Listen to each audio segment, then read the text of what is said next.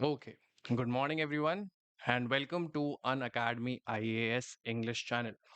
So, today, as usual, we are going to analyze the Hindu paper of today, and the edition that we have picked is that of Delhi edition. And there are some very, very important articles in the newspaper today, whether it is considering the editorial or the other articles of the newspaper. Okay, so we will be studying them one by one. We will be covering these topics. These are the topics that have appeared. These are the titles of the topics that have appeared in your newspaper. Okay, this is the Hindu. All right.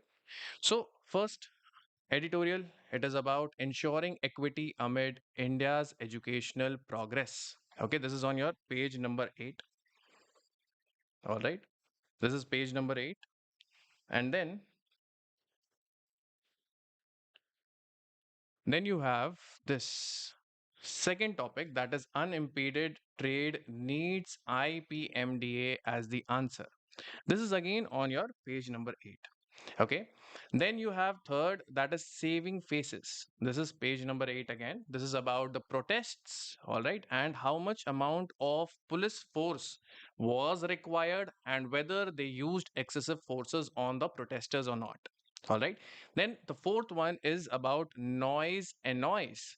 That is a clever wordplay, but it will talk about noise pollution, and it is something that we read in GS paper 3, and that is environment. Okay. Fifth, we have a dry spell along Cauvery River. This is on page number 9. This is a huge article. Okay. We will be learning about the important things from which are relevant from our exam point of view. Okay.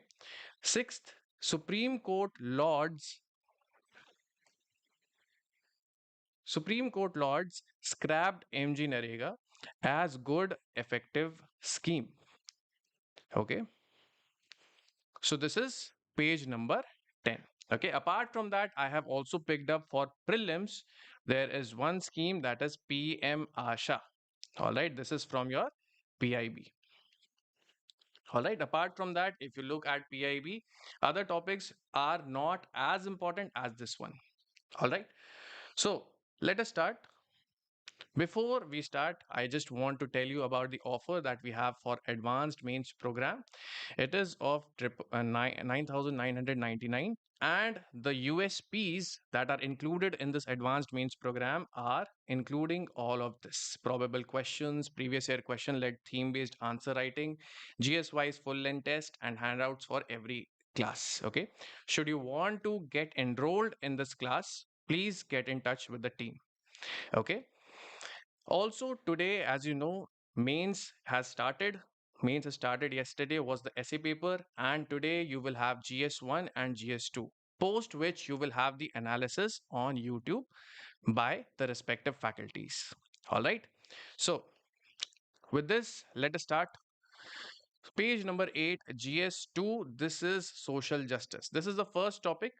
The first topic is ensuring equity amid India's educational progress. Okay.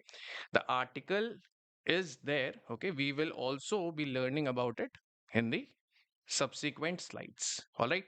So, article, what does it talk about? It says that when we talk about education, okay, we have a number of things that comprise of social justice. When we talk about distribution of opportunities, education is one of them, health is another, skills are another. All right. So, education, we talk about at all the levels, whether it is foundational level, whether it is preparatory level, whether it is secondary level, all types of educational opportunities. So, the gist of the article says that we have improved in some of the educational indicators. Yes, we have improved in educational indicators. However, this improvement is not uniform. It is not a uniform improvement. All right.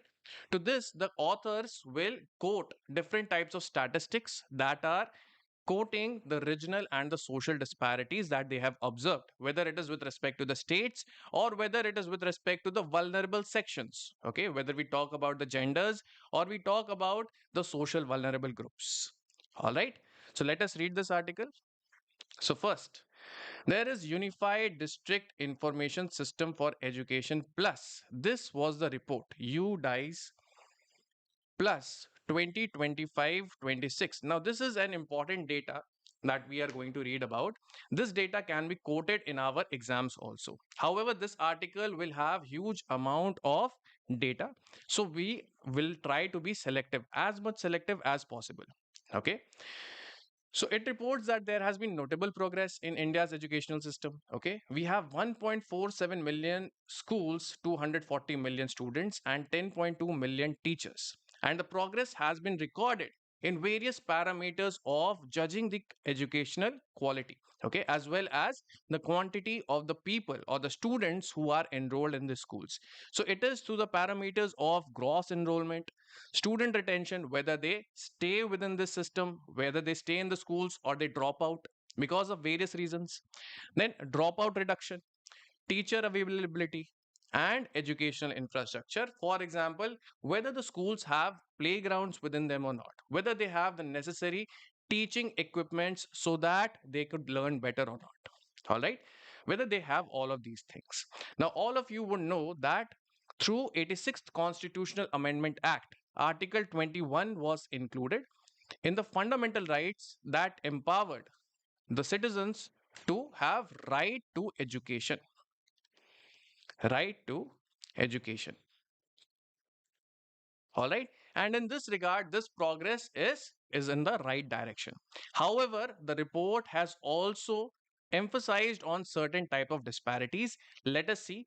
The regional and the social disparities, they still persist when we talk about access, the distribution of resources, the learning opportunities, and the educational outcomes. Okay, we will come on to every one of them and learn what are the facts associated with these outcomes. Then there are disparities in gross enrollment ratios, okay, dropout rates, pupil teacher ratios, and infrastructure availability. Now, this challenge is going to be that of providing equitable, inclusive, and quality education. Okay, now it is no more about just the quantity, it is about distribution of educational opportunities even to the vulnerable section groups, even to the people who are in the remote areas. Okay. Now, first of all, the data that tells us about the regional and the social imbalances. First, we talk about geographical part. That is your regional part. Okay. First is the regional part. All right. So, we talk about significant variations across socio-economic groups and geographic regions.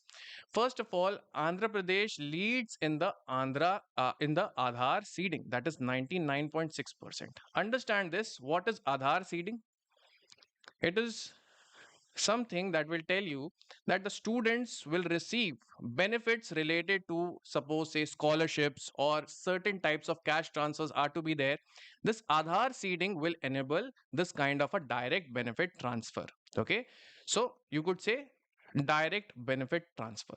That means this amount is directly transferred to their account. Okay, that is why Aadhaar seeding is necessary. And whenever the students are part of this educational system, it is required that Aadhaar seeding takes place. So in that case, Andhra Pradesh leads 99.6%, while we also see that Meghalaya has the lowest one.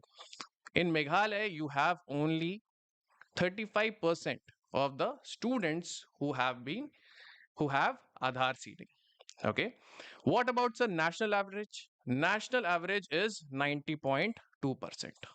90.2%. So we see this kind of a regional disparity between Andhra Pradesh and Meghalaya, between the topmost and the lowest one, and also how much it deviates with respect to the national average.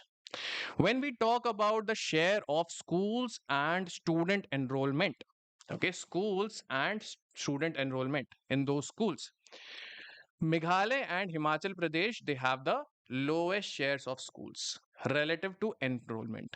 Okay, it means that the students are higher in these schools. Number of students, higher student to school ratios. Okay, so one thing that I would want you to notice here is that in the recent times in the news, you may also be hearing about that there have been considerable number of schools that have been closed down, especially when it comes to government schools. Okay, this is because very less number of students are present. Okay, when less students are present, the government finds it difficult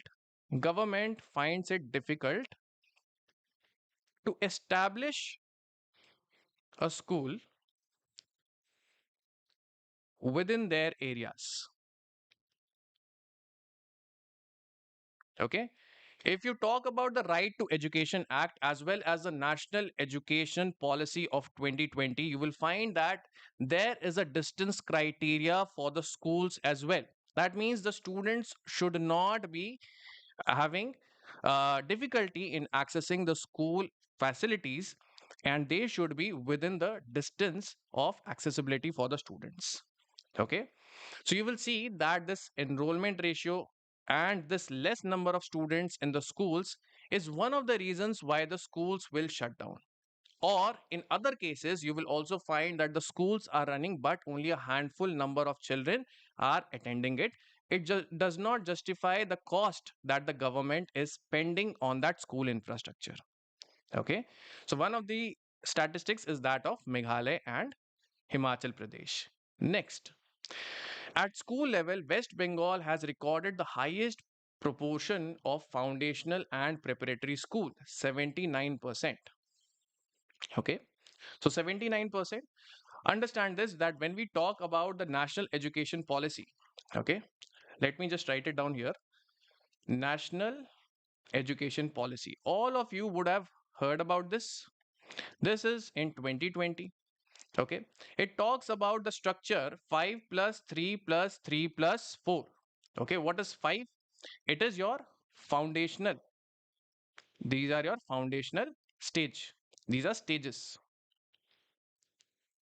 Okay, in foundational stage, it is mainly from the age group of 3 to 8 years. Age group 3 to 8 years. Then you have preparatory phase. Preparatory. Okay, now this is for 3 years. That means from 8 years to 11 years. And then you have the middle stage. Middle stage, it is for 3 years again. That is 11 to 14 years. And then you have the secondary stage. This is 14 to 18 years. All right. So this is how the national education policy, also the stages of education, will try to divide it. Okay. So 5 plus 3 plus 3 plus 4. This is talking about the number of years a student spends in that particular stage. Okay. All of these stages will have their respective motives. Now, in this category, when we talk about school level, the West Bengal, when we talk about the state of West Bengal, it has the highest proportion of foundational and preparatory schools. Now it makes sense, right? Foundational and preparatory schools. That means students up to the age of 11 years. That means 79%. 79%. Okay, this is the highest proportion. And among the lowest, secondary schools. Okay, when we talk about the secondary schools, it has declined. How much is it? It is only 11%. Okay, so when we consider only one state also, there is disparity when we talk about the different stages of the school level. Foundational and preparatory, you have good amount of enrollments, yes, but when we move to the ahead higher stages, you will find that the percentage will reduce. When we talk about Chandigarh, it has the highest secondary schools, 83%. We are talking about this secondary schools, 83% for Chhattisgarh, and the lowest foundational and preparatory schools, that is 5% of all. Okay, we could just make a table out of it and understand West Bengal and Chhattisgarh. We talk about foundation and preparatory level, and then we talk about secondary schools. For West Bengal, how much is it? For West Bengal, you have 79%. Okay, but in secondary schools, you have only 11%. When you talk about Chandigarh, you have 83% in the secondary school. Okay, and 5% in the foundational and preparatory stages. Okay, so this is one another disparity that has been observed in the same state or the same union territory. Now, when we talk about the social composition, okay, remember we talked about the social disparities as well. So, social disparities is evident in Chandigarh and Delhi. We can see that it has the highest proportion of general category students. General category students. This is your social disparity. General category highest you will find Chandigarh and Delhi. When you talk about proportion of scheduled tribes enrollment, whom do you have as the highest? Lakshadweep, Mizoram, Meghalaya, Ladakh. And Punjab is highest in scheduled caste. Okay, scheduled caste enrollment, it is Punjab. All right. Whereas when we talk about the other backward classes representation, it is particularly high in the states of Tamil Nadu and Gujarat. Okay. So this is SC, this is general category. And for OBCs, you will have the highest enrollment in Tamil Nadu and Gujarat. Okay. So this shows us the picture. This shows us the picture that with respect to the stages, the states are having disproportionate percentages of people, of students attending these stages. Also, with respect to the social category, okay, that is social composition of the students enrolled in these stages, you will find that it is different in different states. All right. Now, at national level, we talk about the gross enrollment ratio. Now, tell me what do you mean by gross enrollment ratio?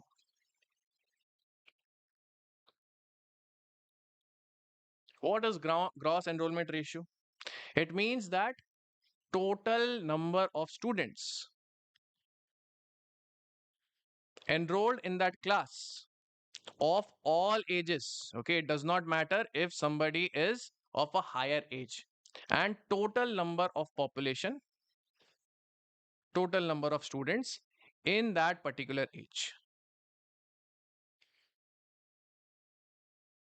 Okay, multiplied by 100.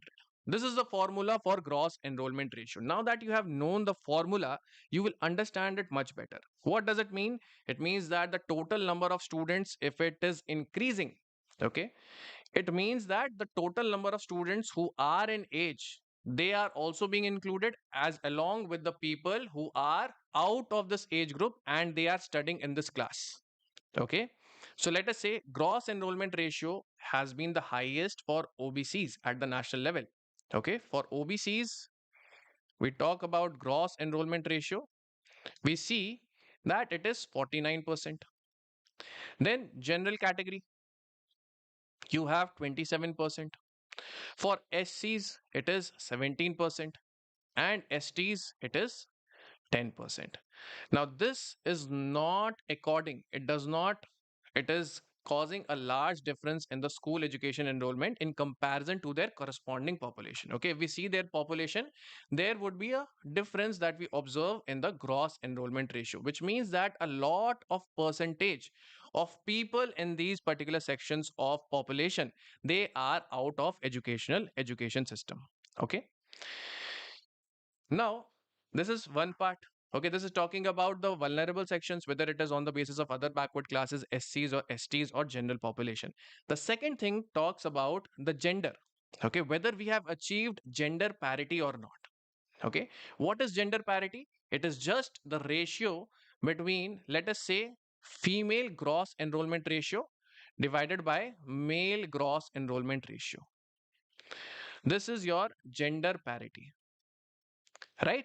So if you are well versed with ratio and proportion, you will understand that when it is equal to 1, that means female gross enrollment ratio equals male gross enrollment ratio. When it is greater than 1, it means that there is more gross enrollment ratio for female child. Okay, so gender parity index across all school levels, okay, whether it is foundation, preparatory, middle or secondary, it shows that higher girls' enrollment and participation than boys across most of the states or union territories. So, this is a good news, right? That means we have achieved or we have exceeded even, we have exceeded in the form of female gross enrollment ratio. Okay. Next, this data shows that students from minority communities account for more than 20% of enrollment, with Muslims and Parsis among the major minority groups. Okay, when we talk about the minority communities, you will find that they account for more than 20% enrollment. Okay, the maximum amongst them is from the population of the Muslims and the Parsis. Third thing, the statistic, Chandigarh registers highest average enrollment per ratio, that is 1194. It is now talking about the regional disparity. Regional disparity. Okay. So Chandigarh schools, in each school you will find that on an average you will find that there is 1194 children. There is enrollment. That means on the admission roll you will find these many students' names. While in Ladakh it is as low as 64. Okay. So in this particular article, in this portion of article, we talk about three things. One, the social vulnerability. Second, based upon religion. Third, that is the religion and minorities. And third, we are talking about the regional variations. All right. So we say that yes, improvement has happened, but it is not equitable. It is not equally accessible to all the sections. There is another point, and that is of pupil to teacher ratio. Okay, it is simply pupil upon teacher. That means how many number of students a teacher has to look after. Okay, in a class, if suppose say there are 30 students and there is one teacher, then the ratio will become 30. Okay, 30 is to 1. This is the pupil to teacher ratio. Pupil to teacher ratio is an important educational parameter. The reason being, it talks about whether the quality of education is ensured or not. All right. If you have more number of students dedicated to only one teacher, then the quality of education can drop. The second thing is that the teacher burnout rate can be higher. Okay, there can be situations in which teacher burnout is there. All right. So this is their pupil teacher ratio. It influences the performance and the achievement. Okay, fine. Significant interstate variation in PTR, pupil teacher ratio, exists across pedagogical stages that we talked about. That is foundational, preparatory, middle PTRs are generally lower than secondary across most states. Okay, and also you will understand that as you go up these stages you will find that less number of students generally enroll into these stages. All right, and therefore the pupil teacher ratio will be much better in the secondary stage. That is an obvious thing. That is how the statistics will appear to be. Okay, now look at some of the states, the performance of states. Jharkhand records the highest secondary PTR, 43, and followed by Uttar Pradesh, signifying a heavy workload on teachers. Okay, higher the PTR, you can expect the quality of education to go down. Quality of education. Now tell me in the comment, tell me whether you have quality of education or education quality as a sustainable developmental goal or not. And if it is an SDG, then which number? Okay, just tell me in the comments. Then Sikkim has the lowest secondary PTR, just 6. This means that the students there are getting huge amount of individual attention. All right, that is followed by Ladakh. And then it further gives some examples of Meghalaya, Bihar, and with respect to the with different stages of education also. Okay, you can have a look. Talk about Meghalaya. It has the highest preparatory GER, that is 17. Gujarat has the lowest GER. Okay, that is gross enrollment ratio. Chandigarh and Meghalaya, they record the highest middle GER. Okay, all of you are clear with the stages? You remember it like this: foundational, preparatory, middle, and secondary. These are the stages in the scheme: 5 plus 3 plus 3 plus 4. All right, remember, 3 to 8 years, 8 to 11 years, 11 to 14 years, and 14 to 18 years. All right. Now, let us move forward. We have now noticed the regional as well as the social disparities, right? Now, one more parameter is that of dropout rate. What is dropout rate, sir? Dropout rate means that how many students dropped out. That means they discontinued before the curriculum was over. Before the curriculum was over, they dropped out of the school. Divided by total enrollment. Total enrollment. All right. So the dropout rate, the higher is the dropout rate, it means that we do not have efficient education system. It means that people are leaving. Although we are generating huge number of people, they are getting admitted into the schools. However, they are dropping out as well. That means we were not able to eliminate the reasons for their dropouts. Okay, so dropout rate, it determines the attainment and transition rate to the next stage of schools. Okay, that means you go from foundation to preparatory stage, whether you are going from preparatory stage to the middle stage, whether you are going from middle stage to the secondary stage. Okay, and then it gives the account of states like Bihar accounts for the highest preparatory dropout rate. Okay, that means at this stage it is Bihar. All right. When we talk about the middle level dropout rate, it is again Bihar that records the highest. All right. Several states or union territories such as Chandigarh, Maharashtra, Andhra Pradesh do not register dropouts at this stage. Okay, that means you find that at different stages there will be states which will record the highest dropout rate, but there are some states or union territories which can manage well and there the students are not dropping out. Maybe one can learn from the best practices of these states. We talk about Ladakh, it has recorded the highest secondary dropout rate. When we talk about this stage, here it is Ladakh. Okay, so we have seen so many statistics. Okay, so what are the persistent gaps? We have seen regional variations. We have seen that there have been variations across the stages of education also. Okay, we have seen that with respect to gender parity, with respect to the vulnerable sections, there has been persistent gaps. One, the access to schooling has improved. Okay, access to improve schooling has improved, but sir, there has been a gap. What is the gap? There is a gap of providing schools at a suitable distance. And the second thing is the regional differences continue. All right. When we talk about suitable distance, we are saying that the students who are present in the remote locations, they are present in the hilly regions, or they are present in the tribal areas, or they are present in the border areas. When they are present in these zones, you will find that education, the accessibility to education is quite limited. Okay. One, access to schools is limited. Okay, that means schools are not within your vicinity. But then, sir, there is another problem that you do not have adequate transport facilities so that you can transport the child to their schools. They have given some example in Uttarakhand, Bageshwar district, Ganjam and Kandhamal districts of Odisha, okay, Kathua district of Jammu and Kashmir, and Palghar district of Maharashtra. This is point number one. Point number two.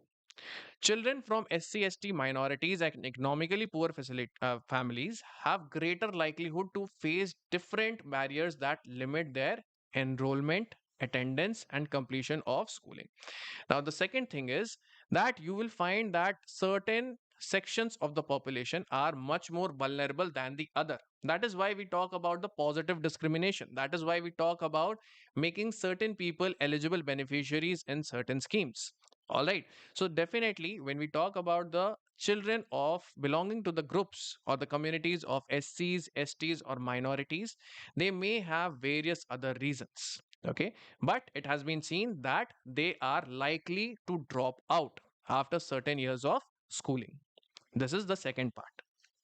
Now, Teacher availability. Okay, oftentimes you will find that in remote locations or in the rural areas, the teachers will not want to go and work there.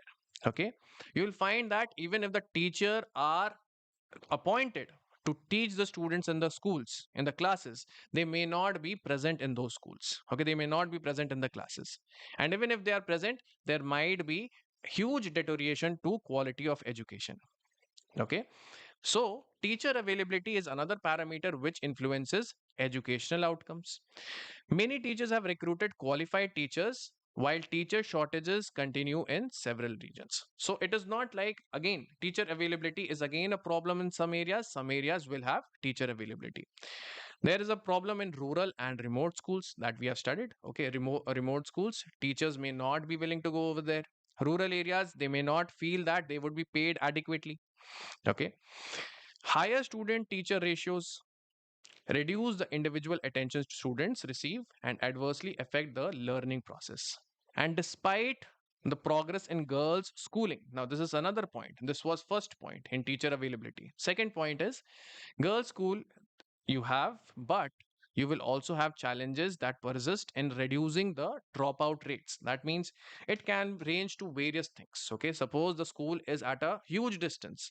Oftentimes, when the girl child grows up, the parents are apprehensive of sending their girl child to such long distances, citing security concerns. Okay, citing their safety concerns. Okay, they will be like, if the government provides us with some kind of mode of transport that can safely, securely transport our girl child to the school and back, or have the school will have the definite facilities so that she can remain in school, then these would be enabled. Okay, but as of now, they would be a challenge.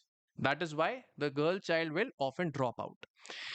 Then enhancing transition from primary to secondary education and providing sufficient and suitable facilities for even the disabled children. All right, so these are again challenges, persistent gaps that we see in the education system.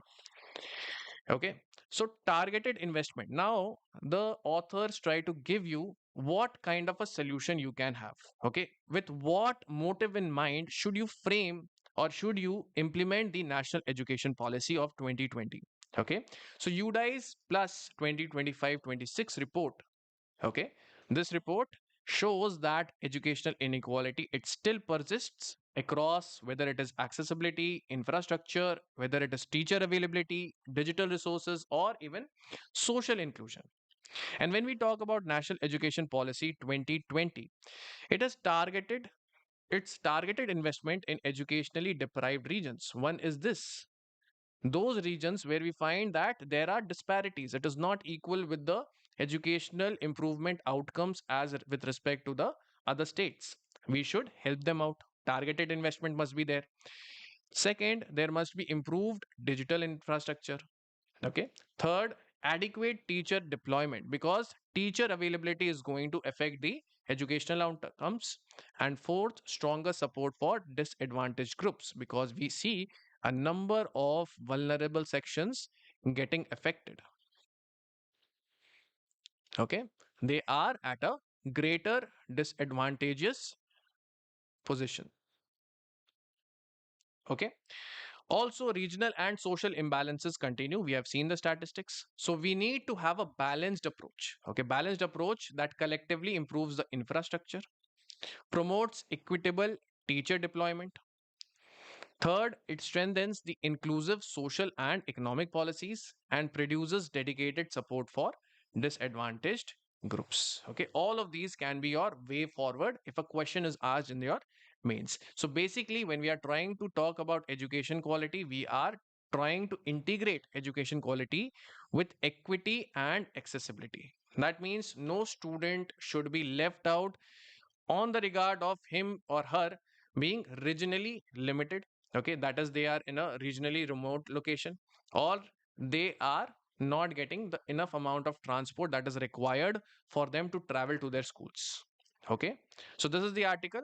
So overall, the indicators have improved, yes, but still there are persistent gaps, and there are certain disparities that we have observed across region and social groups, and they can be addressed through targeted investment in these certain areas.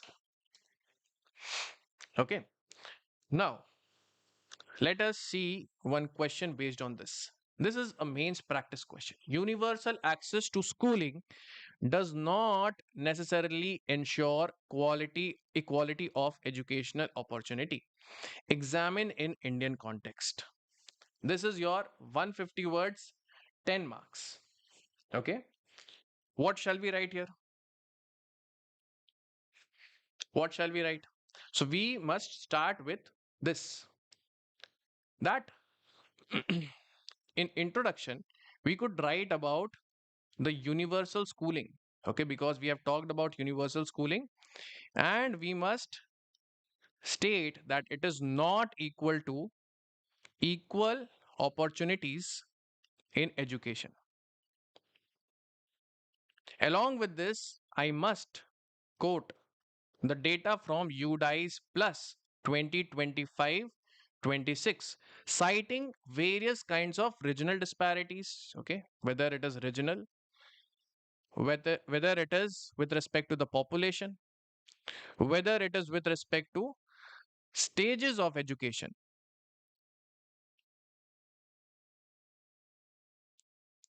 All right. So this is how you should write your introduction. Then talk about body part of the answer. First, you should divide it. First, you should write about progress. Then you should write about what is the gap.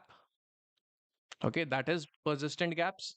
And third, you should write about way forward. And then your conclusion will come. Okay. So when you talk about progress, you can talk about a number of things, that enrollment ratio has improved. Okay. You could talk about gender parity. Okay. You could talk about how dropout rates have reduced. Okay. Similarly, you can quote the other statistics which talk about the educational parameters. Then you must talk about the gaps. Okay. In gaps, you could talk about the regional disparities. Give examples. Okay. Always substantiate your answer. Regional disparities. Then you could talk about social disparities. That means for SC, ST, or other backward classes. Okay. You could also talk about rural urban divide. That means teachers are not willing to work in the rural areas. Okay. Then you may write way forward. Okay. Way forward, that is targeted investment, as is suggested in the article. Targeted investment, that means the deprived sections of the society as well as regions. And then you write about the conclusion. The conclusion can be that we need accessible and equitable quality education. I have just given you the keywords. Okay. Now, of this 150 keywords, of this 150 words, you can frame an answer using whole of these keywords. Okay. I hope you will be able to write this answer now.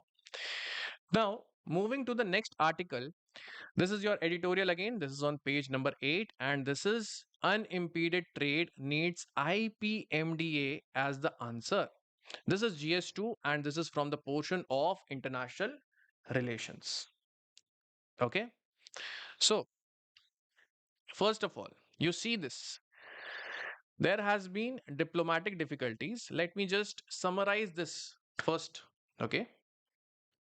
So, when we talk about the maritime domain awareness, we have been seeing that with respect to India and US, you will find that a number of difficulties have emerged in the recent times. There has been difficulties that has been emerged due to various kinds of issues. Maybe it is sanctions, maybe it is tariffs, maybe it is us buying Russian cheap oil, okay, or with respect to Iran as well. There can be difficulties that are there in the Indian US relations. Okay. However, this article quotes that India should, however, understand, and it is also for the US to understand. Both of these countries should understand that when we talk about the maritime domain awareness. Maritime domain awareness. And particularly the awareness of which region we are talking about? Indo-Pacific. Indo-Pacific.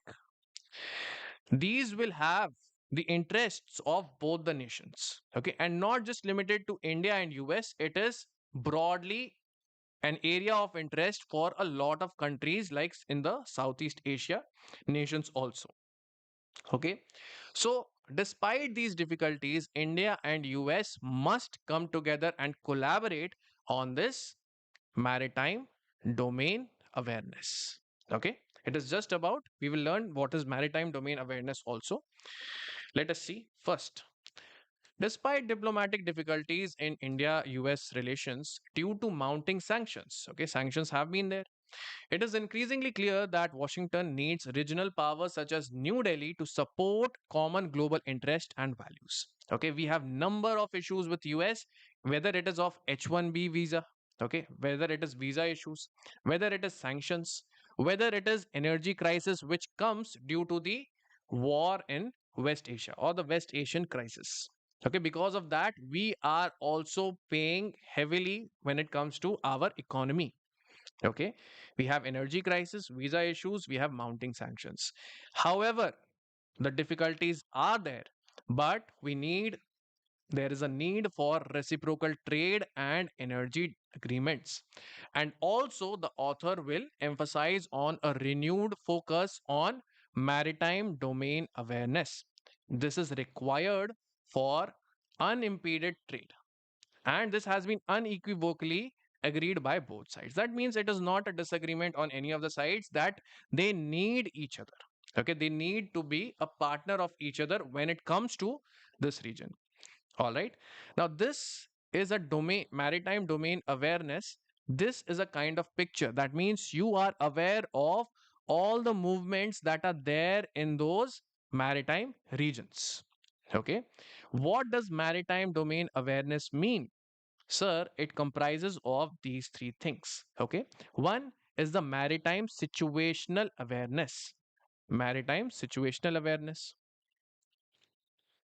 Okay. Second, it is maritime threat awareness. And third, maritime response awareness. All right. STR, situational threat and response awareness. All right. Maritime situational awareness, it is based upon gathering the static and the dynamic data. Okay, which is that where are these ships located, whether we are seeing an incoming enemy ship or it is an alien ship, what kind of a ship it is, okay, and how should we respond to it. That is your response awareness. That means you are mapping and real time tracking of the available resource responses. All right, that means if there is a ship that is coming, that is your situational awareness. Whether it carries any threat to our territory or not, that is threat awareness. And then response, whether our resources are able to respond to this threat or not, that is your response awareness. So when I talk about maritime domain awareness, it essentially means the combination of these three things. Situation, you are aware of their position, you are aware of the threat levels they carry, that means what kind of weapons they are able to deploy, and how much of my population or my territory is under threat, and what are my response forces doing, okay, whether they are able to counter this threat or not. That is your maritime domain awareness. Now, Indo-Pacific is a trade artery. All right, so here you have the choke points in the Indian Ocean. Choke points are essentially, these are the vulnerable points because a lot of trade will happen through these choke points. That means a lot of volume of trade will pass through these points. However, these will also be in some kind of a conflict like situation. Okay, so that is why the author says that Indo-Pacific is a trade artery. Okay, that means any problem in this region can disrupt the global trade hugely. So West Asia crisis, it has demonstrated that Indo-Pacific is not only a crucial geostrategic location for India and the US, but also for the rest of the world. Okay, it is not just India and US, it is also everyone else involved. Geoeconomically, if we see the circulatory system of the global economy, it is the circulatory system. All right. How much amount of trade? Sir, $7 trillion. $7 trillion in trade flows annually. All right. Connecting the energy producers in Persian Gulf to East Asia or the markets in Americas. All right. The world's busiest maritime choke points. Here is the map of that. Okay, this is Strait of Bab el Mandeb. This is Strait of Hormuz. This is your Mozambique Channel. Okay, this is your Strait of Malacca. Apart from that, you have Lombok as well as the Sunda. Okay, all of these are important choke points. Okay, if they are disrupted, the global trade will also get disrupted, and therefore the prices of the goods and services may rise. So, all of this are important for energy and container supplies. Yet, there is a problem. What is the problem? That they have been threatened. Okay, we talked about maritime threat awareness. They are threatened. What are the threats? The threats are the convergence of state sponsored coercion, illegal maritime activity, and dangerous surveillance gap. That means we are not able to observe. Okay, sometimes you are not able to observe whether the incoming ship is an enemy ship or not, or comes with a huge threat to your territory or your people. Okay, also there are forcings done by the countries who are within those zones. Now, US finds this challenging. US finds this challenging. Okay, it cannot proceed without the help of India because there has to be collaborative effort. There has to be collaborative effort. Now, when we talk about IPMDA, what is IPMDA? IPMDA is simply Indo Pacific. This is Indo Pacific. MDA is Maritime Domain Awareness.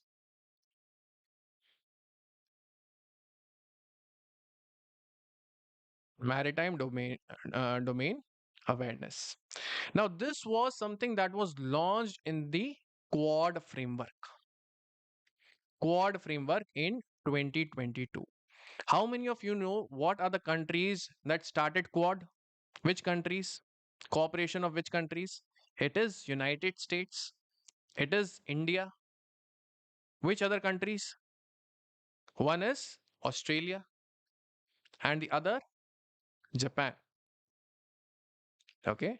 So this group of countries, we had IPMDA. This was a framework under Quad that was established in 2022. Okay. We established this framework in 2022. So it is the multilateral architecture. It is practical. It is technologically based mechanism, and it shares the real time data. That means you know of the present situation of the maritime data, and it will be displayed across the partner nations to detect, to deter, and to respond to threats to the free flow of trade. That means the job of this IPMDA is to understand that what kind of threats are there in real time. It is going to broadcast this to the partner nations, and this is going to enable the smooth flow of trade. Okay. However, its operationalization is anchored. That means it is dependent upon the cooperation of United States and India. If United States and India, if they are cooperating, then this could be seeing a future collaboration. Okay. It is now a strategic imperative. India has already done its part by buying the Sea Vision technology from the US in 2025. Okay. So we see this. We have seen the problem. We have seen the problem of maritime domain awareness. What kind of framework do we have?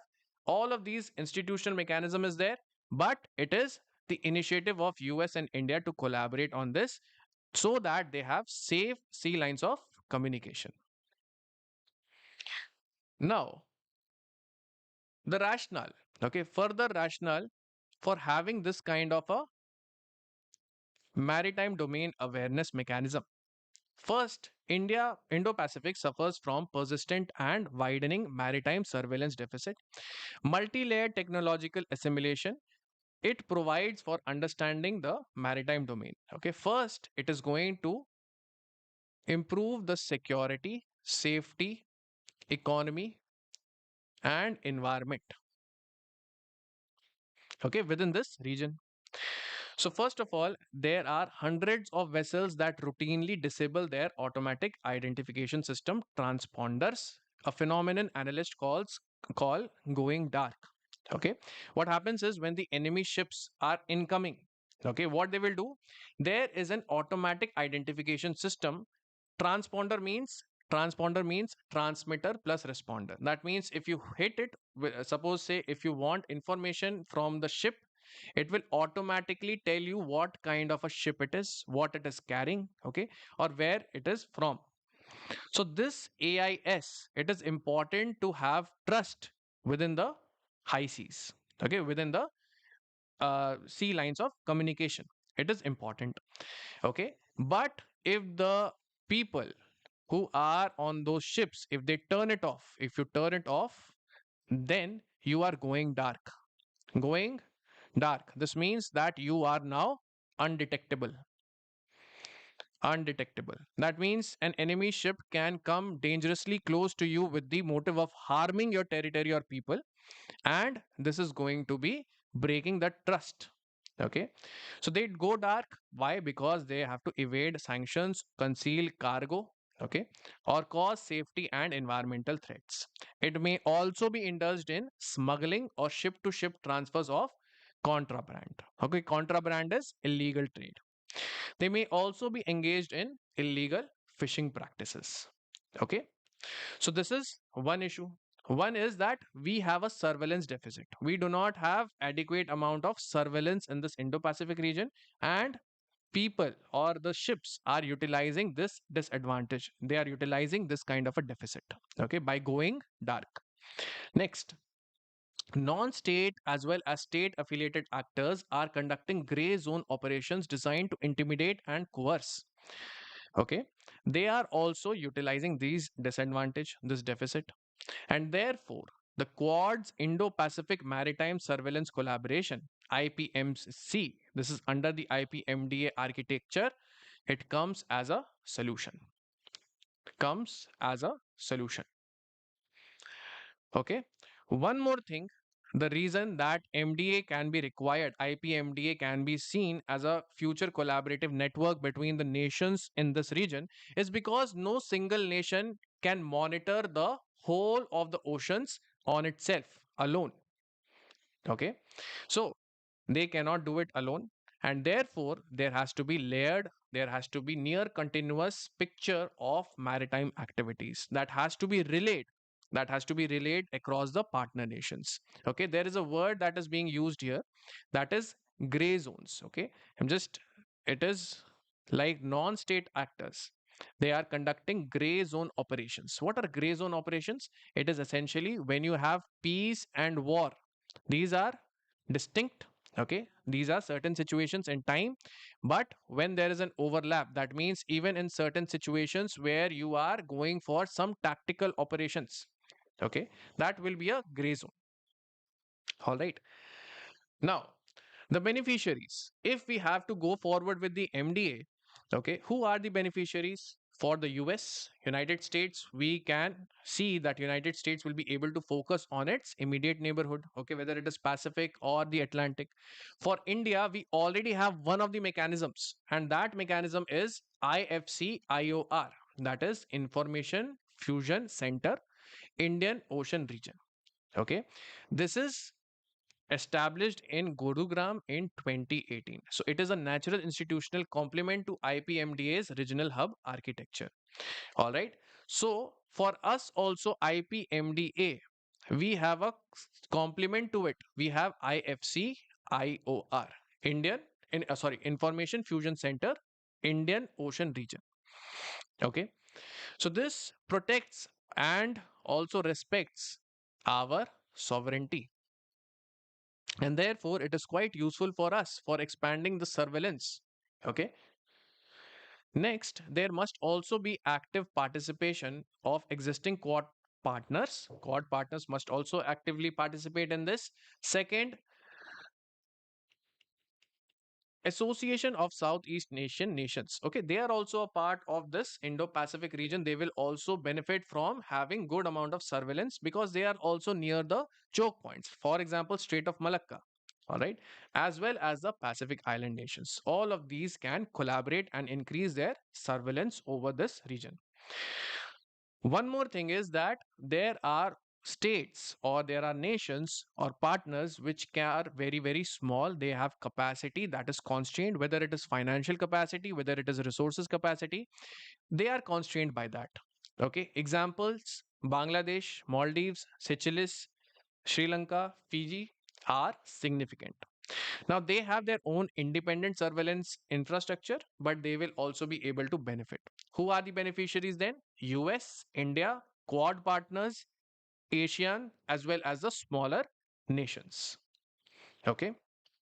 So, now this was the article. Tell me, what will you write here? Maritime domain awareness is increasingly becoming an important for economic security. What all should we write here?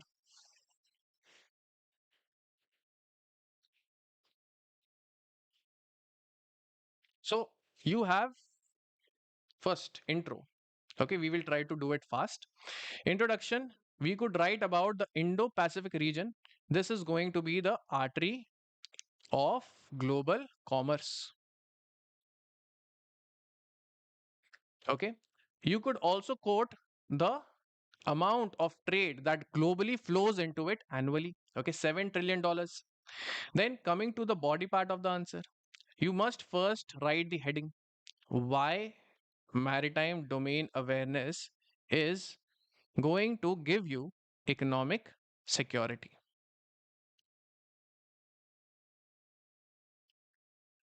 Okay.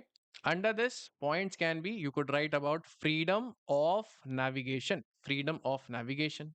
Okay. There is securing sea lines of sea lines of communication. Then you have strategic choke points. I would suggest that you can also draw a map here. Okay. That is showing the choke points like the Strait of Hormuz. Okay. Then you could also talk about dark shipping.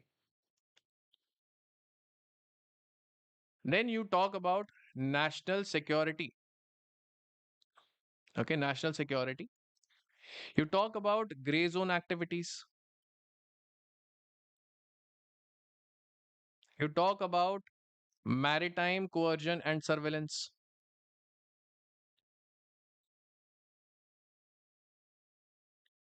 Okay, and then you talk about strategic competition. Strategic competition, that every country needs to have this kind of a system so that they are able to compete with respect to the trade, global trade strategically in Indo Pacific. Then you talk about India's role. Okay. Do not forget that we have to write about IFC, IOR, International Fusion Center, Indian Ocean Region. Okay. And how India aims to become the net security provider in this region. All right. Then conclusion. What should we write in conclusion? You could talk about MDA, that is Maritime Domain Awareness, as a public good. Okay. And that securing seas will lead to securing economy. All right. So this is how you can frame your answer. All right. Now, let us move to the next article. This is on page number 8, Saving Faces GS2. Okay, this is about the protests. And why I have taken this article, it is because it is going to establish that whether protests, whether they are a part of your rights or not. Okay, and if they are a part of their rights, what are the things that are done by the government or the law and order or the police forces, whether they are doing things which can be excessive and which can reduce the extent of our rights. Okay, so this is the article. Let us see. First, India has appeared to be normalizing the technical ability to subject political gatherings to searchable biometric surveillance. This is one of the problems. What happens is that when you see a protest, Okay, there might be excessive police forces. They may cite one or two events and they might say that we are going to have a facial recognition system. That means I'm going to identify the miscreants. We are going to identify the miscreants amongst these protesters. Okay, but what happens is that whole of the protesters, whole number of protesters, even they are not the people who are to be dealt with law and order. Okay, that is, they are just exercising their right, their democratic right. They also get trapped into this. All right, so we are seeing that there has been a normalization of this technical ability has been there, that people are now protesting and we are utilizing this technical ability to create a biometric surveillance. Okay, in effect what will happen, people will fear to go for protests also now. Okay, so this normalization is not acceptable. That is the point that the article is stating. So, without first having settled through legislation and judicial oversight, neither do we have the legislation for it, neither do we have any kind of judicial oversight for it, okay, in which the state may lawfully do so. First of all, in the affidavit to the Supreme Court of India, and especially in the case of the Cockroach Janta Party protest, there was facial recognition equipment that was present at the protest site. Okay, along with that, police has deployed the facial recognition system, one, that is including artificial intelligence cameras, enabled cameras. They scan faces in the real time. Okay, and they try to relate it with a database that has already been fed there. Along with that, there is a mobile surveillance van. Along with that, you have a command and control vehicle, smart spectacles for identifying the individuals who are on the move. Okay, along with that, you have drones and videographers, right? Now, problem is that you are going for a heavy surveillance. Also, the devices that you are using or the softwares you are using. For example, the van and the spectacles, they have been tied to private contractors. Now, here is the problem. The problem is that when you talk about biometric surveillance and then people who are private contractors, they are going to have access to it. Okay, even if the police says even if suppose say we are there is a person who is going to the protest site. Okay, or he may not be protesting also, he may just be passing through that area. Okay, but now this biometric surveillance, now this information is now available with the police, and in effect it is also present with the private contractor, which can utilize it in whatever way they seem possible. Okay, so this is again something that destroys the right of the individual. Okay, so here the article says that whether actual biometric processing occurred with every individual, so this data may have been accessible to the private contractors. This is one of the problems. Second, sir, there is no such kind of legislation, no statute governs the use of facial recognition systems. Okay, we do not have a proper legal system. Of course, there are certain laws like the Digital Personal Data Protection Act. But here also the data processing obligations, they are not yet in force. We talk about automated facial recognition system of the NCRB, that is National Crime Bureau, Records Bureau. Okay, what do they do? It is for identifying the criminals or unidentified bodies, okay, which nobody is claiming.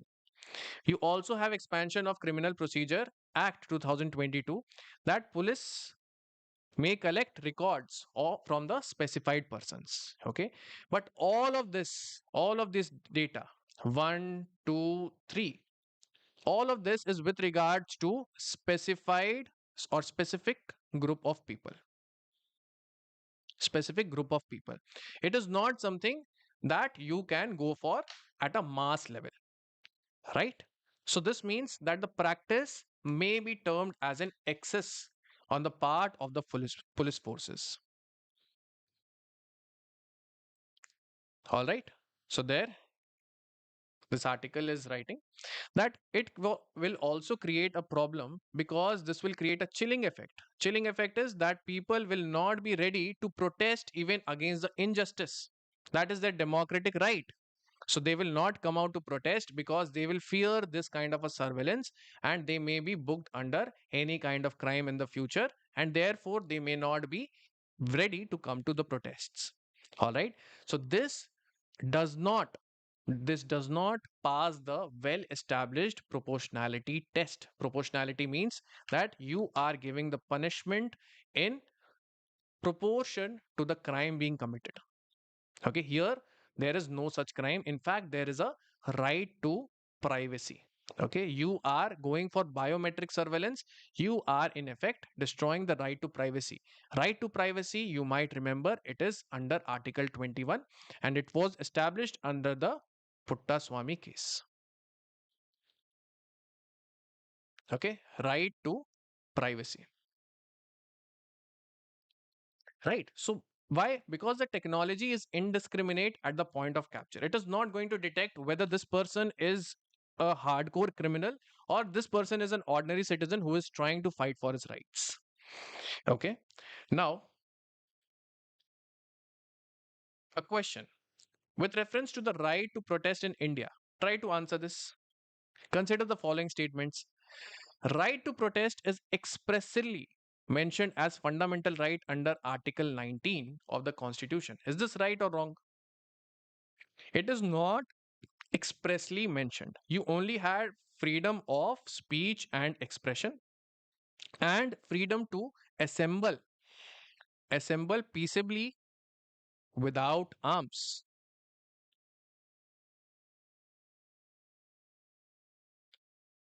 Okay. These are the two rights that in the combination, obviously it will flow that you have the right to protest. But is it expressly mentioned? No. So this is wrong. And second, peaceful protest may derive constitutional protection from freedoms of speech, expression, and peaceful assembly. Yes, this is right. Third, state may impose reasonable restrictions. Yes, reasonable restrictions are there on peaceful assemblies in the interests of public order and sovereignty and integrity of India. This is also correct. Okay, so the answer is B, 2 and 3 only. Okay. Now, coming to the next article, this is again on page 8, GS3. This is about noise pollution. This is a very small article considering that the only important conceptual part that we have to study here is that there is inclusion of Article 21 when we talk about noise pollution. Okay, so what has happened? Surendra Prasad versus State of Bihar. Okay, whenever a question on noise pollution comes, you can quote this case. Okay, they have observed, acknowledged that DJ trolleys and loudspeakers, they are becoming a major source of noise in Patna. High Court has already given the directive. The High Court has already given the directive on 14th of August that the emission of high decibel noise, it needs to be reduced. It needs to be counted. It has also observed that the people have a right under Article 21 to be protected from what? From unlawful noise. Unlawful noise. Okay. This can be under your GS3 also. This can be under your GS2 also. Okay. We have wide number of inferred rights under Article 21. This is again one of them. So High Court directions have been there to pursue routine rather than complaints based enforcement. So what the High Court is saying, that people, it is very difficult for the people who are becoming the victims of these noise polluting activities. They all the time they have to go to the authorities and complain. So rather than them going to the authorities and complaining, let us have a system in which the authorities will routinely check whether there is noise pollution by some activities or not. Okay. So in this regard, the High Court has directed that all the DJs, sound system operators, event halls, they will register themselves with the subdivisional authorities. All right. This is a very good measure because we are moving from complaint system and we are moving into the routine system. Okay. Earlier it was on the basis of citizen complaints. Now it is going to be the authorities that will keep this in check. Also, it is directed that the loudspeakers should stop playing at 9:55 p.m. Okay, there should not be such kind of cases where people go on playing loud music, and when the authorities arrive, they will say, "Ki, please let us have some more time so that we can enjoy." But others are getting harmed in the process. All right. So the cutoff time is not 10 p.m. It is 9:55 p.m. That is what they are stating. Next, it is enforcing rules creates frictions. Okay, all right. So we talk about when the rules are being made or policies are being formulated versus the policies implemented or the rules being enforced. All of this will create friction. Okay, because the people who are supposed say they are present at the party, they would say that it is my culture. Okay, it is my culture and I want to celebrate it. All right. So they will state this. They will not adhere to the rules. The second problem is the governments who are in their constituencies, they will also incentivize, they are also incentivized to tolerate it. Okay. They are not opposing it. Why? Because they also have their own political base of, political base to protect. So it is something that the operations they register themselves so that officials can regulate all of them equally rather than sporadically. It means that it should not be spontaneous, it should not be sporadic. That means this kind of a complaint must not come that one particular event you did not stop, the other event you stopped. Okay. So there has to be equality. Okay. There has to be equality in you stopping these events. All right. So there has to be a consistent habit of enforcement. Right. Now, next, this is GS2 plus GS1. This is polity, and this is about dry spell along the Cauvery River. Let us see this. So, what is the issue? This is a huge article. So, I have taken out just the points which are important for us. You can see that this is Cauvery. Okay? It is flowing. This is state of Karnataka. This is state of Tamil Nadu. Problem, what is the issue? If there is weak monsoon, there will be low reservoir storage. Why? Because the amount of water, the volume of water flowing in this river will be less. Now, if there is less water storage, there will be less irrigation water. For the agrarian communities, for the agricultural communities, you will find that the irrigation water is less. Okay. What will then happen? There will be crop stress. Okay. That means not adequate availability of water for the crops to grow, and therefore there will be federal tensions. That means tensions between the states. So the farmers on both sides of the Kaveri are facing water scarcity. That is the issue.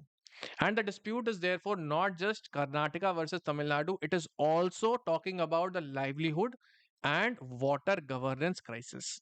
Okay, yesterday in essay you had this question, right? When two elephants fight, right? Could you use this example? Can we use this example? Right? The problem is also this livelihood and water governance crisis. In this federal dispute, if they do not collaborate, if they do not go for cooperative federalism, then there is a lot to lose. Okay. Now, what is the upstream problem? This is the upstream problem. That is the upper part of the river. You have the growth of water intensive crops. What are water intensive crops? Those who require huge amount of water for their growth. So paddy and sugarcane are major water intensive crops. Second, in the upstream, okay. Second, farmers will face uncertainty over whether sufficient water will be available for irrigation. This is another problem. Okay. Uncertainty is there, so there would be much more storage of water for their use. Third, some farmers are shifting towards less water intensive crops such as ragi, pulses, oil seeds. Okay, some are doing so, but majorly you will find that a number of people are going for paddy or sugarcane cultivation. Okay, third, Karnataka must simultaneously balance drinking water, irrigation, and releases to Tamil Nadu. All of this, drinking water and irrigation for its economy as well as population, and also to understand that federal tensions cannot be there. Otherwise, it will create huge problems for both of the states. The downstream problem. Now, the problem of Tamil Nadu. Tamil Nadu's farmers are more vulnerable because they are dependent upon how much the water is being released by the government from the upstream. All right, upstream releases from Karnataka. Second, paddy cultivation cycle. Water shortage can disrupt this entire agricultural cycle. All right. Now, we see this that when there is a good monsoon, then it will be manageable for both of the states. That is fine. But when there is a deficient rainfall, that means there is a weak monsoon, here the zero sum politics will intensify. That means this is monsoon determining the federal dispute or federal tension. Okay. So, strong or good monsoon is not going to create any tensions. When there is weak monsoon, yes, federal tension will be there. Also, there is an important thing that in 2018, Supreme Court judgment has fixed that Karnataka should provide for 177.25 TMC at Biligundu for Tamil Nadu. That means this much amount of water must be released by Karnataka. But how will Karnataka release it if the monsoon is weak? Okay, in that case, it has to do it at the cost of its population. Now, structural problems are there. What are those? First, water intensive cropping. Please, paddy and sugarcane require a lot of water for their growth. Second, groundwater dependence. When the canal water declines, when the groundwater is declining, you will find that there is surface water shortage that will lead to bore well extraction. There will be dependence upon groundwater. It will lead to depletion of groundwater. Third, climate variability. Okay, that means it depends upon the vagaries of monsoon. All right, it can be deficient, it can be strong also. Fourth, upstream and downstream conflict. Okay, that means actions taken upstream will directly affect the downstream farmers. And fifth is urban and agricultural demand. Okay, this is another claimant to limited Cauvery resources. We find that Bengaluru, okay, that is requiring because of the population density in these urban areas. Way forward is please promote less water intensive crops so that water can be conserved. Expand micro irrigation so that irrigation efficiency can be increased. Third, improve reservoir and groundwater management because once they are depleted, then you will have a real water shortage. Fourth, strengthen real time rainfall and water flow data sharing. What data sharing will enable us to avoid any kind of federal tension. Okay, because transparency is a part of your good governance. Okay. Next, develop transparent distress sharing mechanisms for drought years. Okay, how will you proceed so that both the states are not affected drastically? Next, encourage cooperation between Karnataka and Tamil Nadu. And last, treat surface water, groundwater, and rainfall as one integrated source. Okay, they are not separate sources. All of them will have water, and it is based upon how much you use them. Okay, how much is available and how much you use them. Now, next, page 11, GS3, this is of economy. As you know that MGNREGA that talks about the Rural Employment Guarantee Act, it has been replaced by VBG Ramji. Okay, and recently the Supreme Court has lauded the scrapped MGNREGA as a good effective scheme. Okay, there are certain fundamental rights questions that have been raised in a petition to the Supreme Court, citing that there has been delays in compensating the workers under MGNREGA. Okay, so first of all, just go through. I know this is something that you already know, but you have to go through this. That Viksit Bharat GRAMji, what does it contain? For example, one of the most prominent thing is MGNREGA talks about 100 days. This talks about 125 days of employment. Okay. What about funding? Sir, funding here, the center used to bear the cost in MGNREGA. When we talk about Viksit Bharat GRAMji, it is state that is sharing the cost for wages 60 to 40. That means 60 to 40 for most of the states, but for some of the states, you will have 90 is to 10. This is your special category states. All right, and there is a special pause window of 60 days also because they have to protect the agricultural laborers who are going to work in the peak agricultural season. Okay. Now, so Supreme Court, what it has said that it was a good scheme. Was a neither a freebie nor it led to exploitation of rural workers. The thing is why this has come into the news, because VBG Ramji, that stands for Viksit Bharat Guarantee for Rojgar and Ajivika Mission, it has seen a 50% decline in employment generation. Okay, in the first quarter of its assessment, you will see that there has been 50% decline as compared to the previous scheme, although it provides for 125 days per household annually. Okay, earlier you had only 100 days of 100 days of employment. Now you have 125 days, but still there has been decline, 50% decline. All right. First argument, let us see in the petition. The petition sought that please elevate this statutory guarantee of rural work to the status of fundamental right under Article 21, right to life. Okay, it is saying that right to work should also be included in the inferred right meaning of Article 21. That is what the petition said. But how was it countered? It was countered by the Supreme Court. It said that Constitution does not make the right to work a fundamental right. It is a democratic aspiration under Part 4, Part 4 of the Constitution, that is DPSP.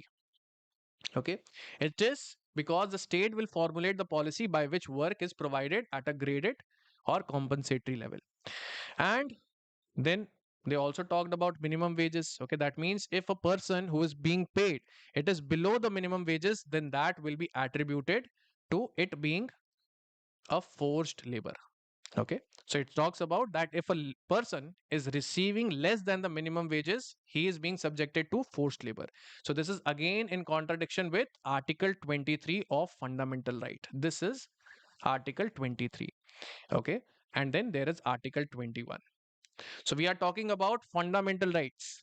All right, fundamental rights about right to work, forced labor, and right to work under DPSP. Okay, so the Supreme Court has said that we will review all of this with the new law. Okay, that is VBG Ramji. We will renew this. We will have this new petition and we will discuss the matter over there. All right. So we have to keep a track of these, whether they are going to be included as fundamental rights or not. This could be a huge shift in right to work. Now, prelims, we talk about the last portion, PIB. This is PM Asha. PM Asha stands for PM Annadata Aay Sanrakshan Abhiyan. Okay. It is strengthening MSP based price support to empower farmers. Why it is in news? Because it is a flagship framework which was strengthening the MSP, minimum support price implementation, farmer price realization, and prevention of distress sales. That means the farmer should not go to the open market and get less amount of value, less price for his crops. What is the uh, what are the important details of this? It was launched in September 2018. Objective is to ensure remunerative prices for farmers and strengthen the MSP mechanism. Which is the nodal ministry? It is Ministry of Agriculture and Farmers Welfare. These are important facts for your prelims. Okay, then it provides for different mechanisms depending upon the type of crop and the nature of price problem. Okay, so this is a table for you. Price, what are the components under PM Asha? Price support scheme. It is just that the amount of money that will be given by the government, which physically procures it at MSP. Okay, what are the key commodities? Here you will have pulses, oil seeds, and copra. Then there is price deficiency payment system. In this component, the government does not procure it. Okay, it does not procure it. It is the farmer who is selling it in the market. Let us say the MSP was given to be 100 and the farmer sold it in the market at 80 rupees. Sold, and this is MSP. So the government will provide extra rupees 20 to this farmer. Okay, that is government compensates for the price deficiency. This is mainly for oil seeds. Then you have market intervention schemes. When the perishable crops like the horticultural crops, when they crash, when the prices of those crops crash, then you will have market intervention scheme. Okay, then fourth is price stabilization fund. Okay, you will find that a number of crops will be procured by the government. So government procures, keeps it with them, and when there is shortage in the market and the prices are going to dwindle, that means it is going to affect the consumer ability to buy the crop. Okay, there will be shortages, then the government will release its buffer stock to stabilize the market. Okay, to moderate price volatility. It is in the case of pulses, onion, potato. All right. So, with this, we come to an end for today's uh, Hindu analysis. And if you have any doubts, please don't forget to reach out. Do not hesitate to reach out. You can write in the comments also any kind of doubts you have. All right. I hope this was a useful session for you. Thank you so much and take care.